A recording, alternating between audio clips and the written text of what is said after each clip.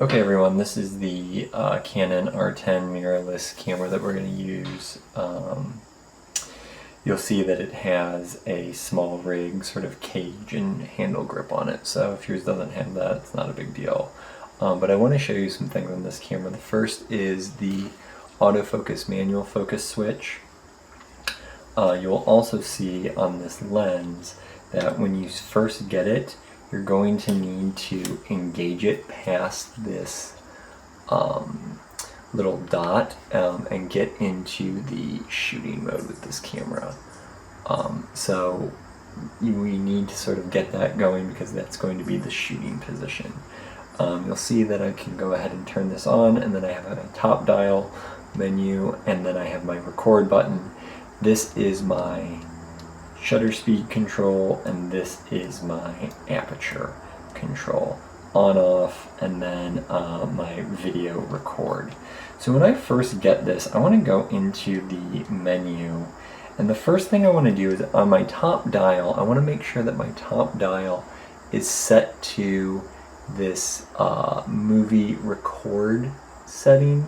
So I just want us to make sure that I'm on the movie camera. To me it looks like a little bit of a robot dog, but that's okay. So once I'm in that mode, I'm going to go into my shooting mode, and I want to make sure that I have set this to movie manual exposure. There's other sort of settings. The auto exposure I don't like. I want to go ahead and set this to my movie manual exposure, okay? Then I'm going to go back to my menu, and then the other thing that I want to do is I want to go right next to that is I want to go down to my movie record size, and there are so many different types of record sizes. There's 4K at 30 frames a second, 4K at 24 frames a second, full HD at 60 frames a second, downsampled, 4K cropped. I really don't want to do a downsample or a crop.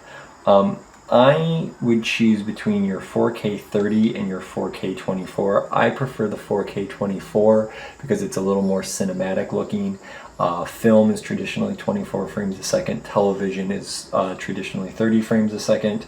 So I'm going to select either 4K 24 frames a second or the full HD 24 frames a second, or 23.98 frames per second.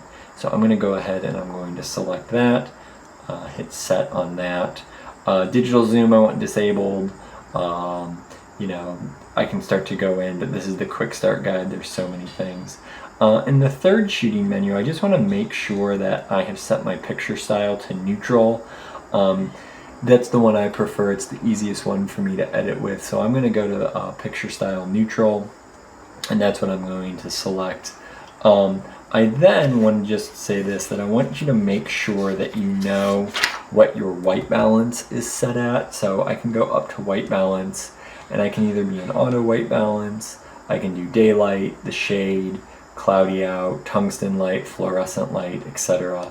I also can set my color temperature custom, so I can make an exact color temperature. So if I'm shooting with two cameras, I might want to sort of set that up, but I'm going to go back to daylight for now. So that should get us sort of started with our menu setups. I also just want to say, like, research this camera because it can do a lot of things that we might not sort of be seeing straight out of the gate. I just want you to be aware that I can change my ISO from the back here. And then what's really cool about this is, and I'm going to sort of do this on this articulating screen. Let's see if I can set this out correctly. Okay. If you look here, no, that's not going to work. I just want you to be aware that I can toggle through my info. And so the info is going to give me a image with no digital information readout. I can have a screen that has no viewfinder, so I can sort of see my f-stop, shutter speed, ISO, my audio video levels, all of the settings.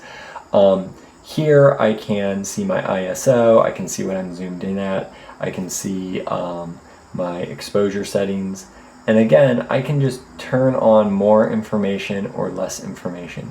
I do want you to be aware that this is a touchscreen camera, so this will allow me to both touchscreen the record on instead of just pressing this. But I can also use this to autofocus certain areas of my frame. So if I press the screen, it will autofocus where I am pressing it, okay? So again, I've got my info there.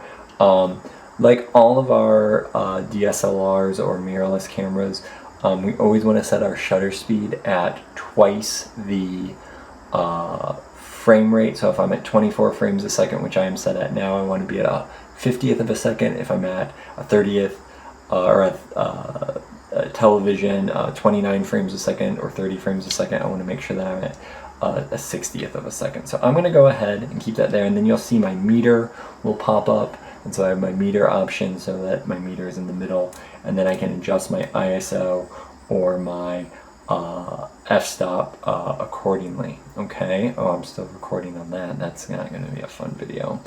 I want you to be aware that this screen articulates, so you can put this in all sorts of positions, but just be aware that this is touchscreen.